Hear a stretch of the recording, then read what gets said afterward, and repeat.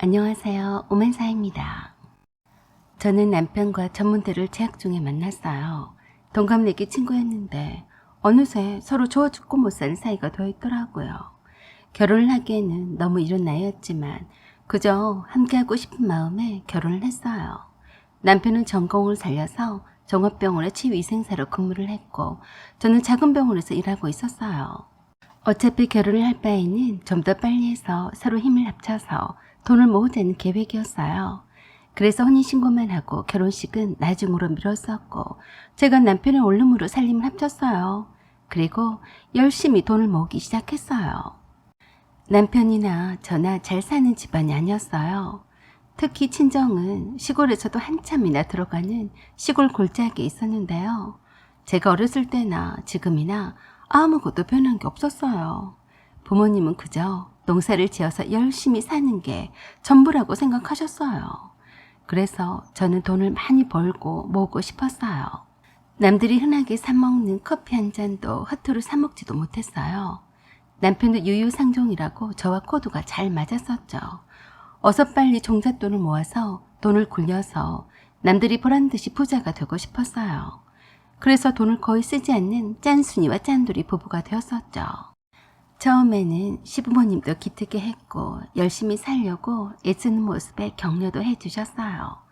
그런데 그건 어디까지나 결혼 초에 아무것도 지원을 못 해주셨을 때 그랬던 거고 차츰 시부모님이 저희 부부에게 기대려고 하셨어요. 시부모님이 일을 하시기는 했지만 소일거리였고 부정기적인 수입이어서 빚도 살짝 있으셨고 힘들어 하셨어요. 하지만 저와 남편은 신경을 쓰지 않았어요. 시부모님이 크게 돈을 쓰실 일이 없었거든요. 충분히 두 분의 벌이로도 넉넉지는 않아도 사실 수 있었기 때문이에요. 하지만 사람은 욕심꾸러기인 것 같았어요. 좀 더 넉넉히 쓰고 살고 싶으셨던 모양이에요. 언제부터 쓰고 살았다고 저와 남편이 알뜰하고 검소하게 소비하는 것을 보면서 핀잔을 주곤 하셨어요. 저를 볼 때마다 그러셨어요. 너는 옷이 그게 뭐냐? 춘옥이 좀 봐라. 얼마나 옷도 고급지게 입었냐? 돈 모아서 죽을 때 이고 갈래? 쓸 때는 쓰고 살아라. 무슨 공상을 그렇게 떠는지 원? 그러자 옆에서 듣고 있던 신우이가 그러더군요. 언니, 언니는 그렇다 쳐도 오빠는 생꺼지를 만들지는 말아요. 난 그 꼴 못 보네. 신우이 말에 놀라서 말했어요. 무슨 말을 그렇게 해요? 생꺼지라니. 언니, 돈 모으는 것도 다 좋다 이거야. 그래도 사람은 폼생폼사인 거 몰라요? 언니처럼 거지같이 오빠를 입히면 진짜 거지인 줄 알고 무시해요. 그건 몰라요? 없이 살아도 없는 티를 내지 않는 게 자존심이죠. 갈수록 가관이었어요.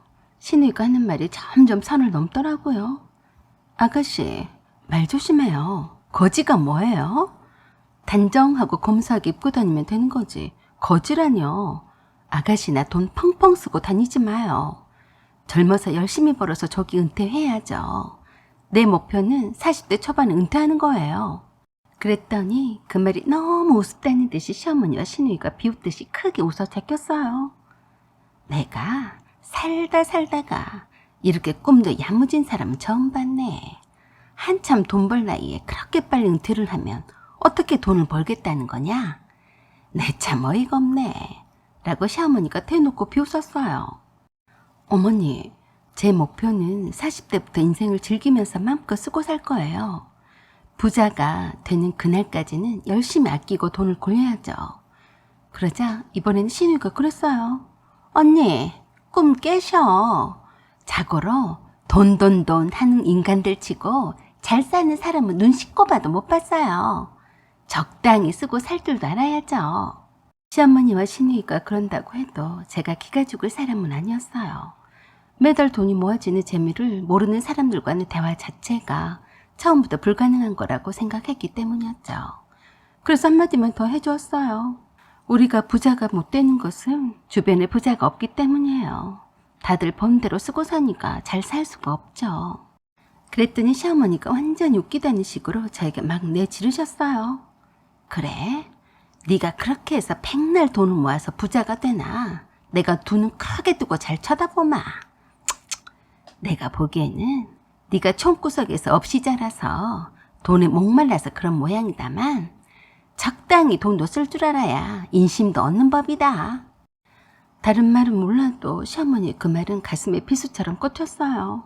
앞서도 말했지만 저는 총구석에서 아직까지 20여 년 전이나 지금이나 변함없이 가난한 친정 부모님을 생각을 하면 가슴이 아팠고 그 때문에 더 이상은 가난의 굴레에서 벗어나겠다고 발버둥을 치는 것이 맞았거든요. 시어머니는 그러시면서 또 한마디 하셨어요. 예, 춘호가 네가 입다가 만 거 그거 있잖니? 쓰레기통에 버리겠다고 한 건 말이다. 해져서 버리는 것이 아니니까 네 올케한테 입으라고 줘라. 엄마, 그거요? 내가 뒤뜰에다가 버렸는데 잠깐만요. 찾아볼게요. 기가 막혔어요. 진짜로 저를 거지 취급을 하더라고요.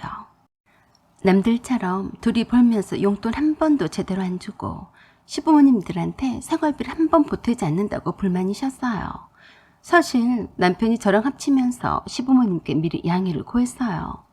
양가 부모님의 도움도 받지 않고 맨땅에 헤딩하듯이 모든 것을 알아서 할 테니까 결혼식도 올리고 자리를 잡을 때까지는 용돈이나 이런 거 못 드린다고요. 그때는 절대 바라지도 않는다면서 그러시더니 차츰 변하시더라고요. 처음에는 착시라고 야무지다며 며느리가 잘 들어왔다고 하시더니 이제 와서는 지질이 궁상이나 떨고 자빠졌다고 생각하시는 것 같았고 핀잔을 주시니 말입니다.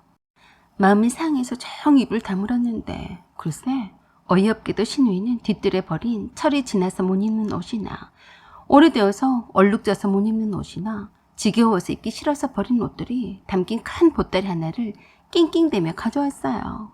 그러면서 시누이가 그러더라고요. 언니, 난 이런 거 한 트럭을 갖다 줘도 안 입을 건데 언니는 입을 만한 게 있나 보세요. 라고 하며 완전히 저를 생각해 주는 것처럼 말을 했어요. 그러자 시어머니가 그 보따리를 들어다가 제 앞에 던졌어요. 이었다. 갖고 가서 입어라. 거지한테 적선하듯이 던져주었어요. 그래서 제가 성질이 나서 말했어요. 어머니, 제가 아무리 거지 같아도 남이 입다가 버린 옷을 선심 쓰듯이 주시는 거예요? 왜 쓰레기장에 버릴 것을 저에게 주세요? 어머니나 갖다가 입으시던지 하세요. 그러자 시누이가 시어머니한테 제가 그 더러운 옷을 갖다 입으라고 했다고 눈을 희번덕거리면서 달려들었어요. 언니, 다시 말해봐요. 우리 엄마한테 뭐라고 했어요? 우리 엄마는 아무리 없이 살았어도 남이 입다가 버린 옷을 입어본 적이 없는 사람이에요. 자존심 있지. 무슨 추잡을 떨려고 옷을 사입고 말지.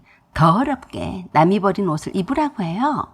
참 골 때리는 시누이였어요. 누가 할 소리를 짓거려 댔는지 웃긴 짬뽕이더라고요.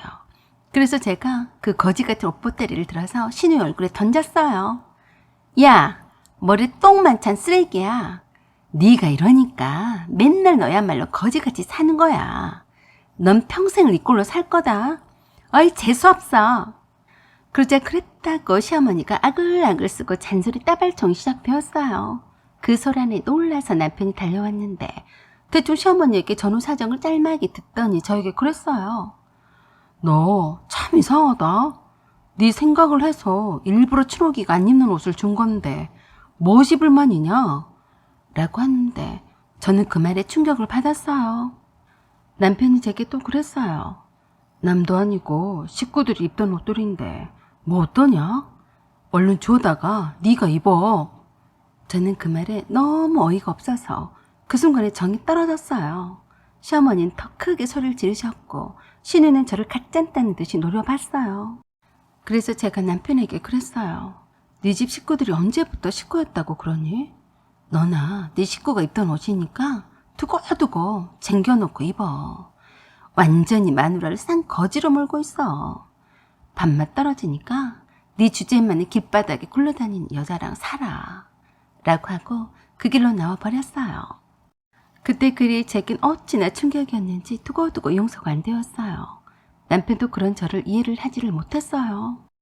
남편은 홈그라운드에 자기 집 식구들이 입었던 옷들이었으니 아무렇지도 않았을지 모르지만 저를 한 식구로도 인정을 하지 않고 있던 사람들이 입다 버린 옷을 저에게 너는 거지니까 이것도 감지덕지하며 잘 받아 먹으란 식으로 던져주는 것을 이해를 못하더라고요.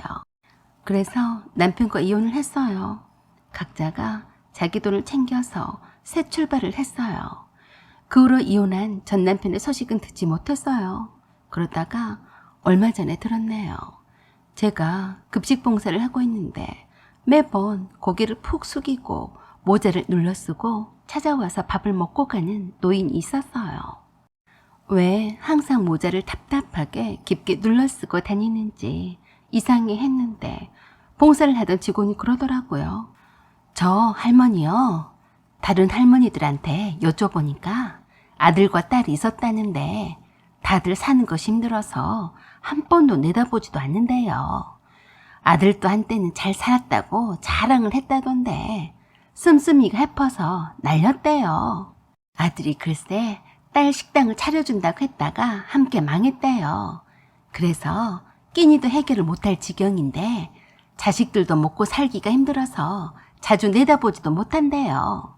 저는 그 말을 들은 후로 더 가여운 마음에 그 할머니에게 국 한 그릇을 더 드리려고 다가갔더니 소스라치게 놀라서 뒤로 나자빠졌어요.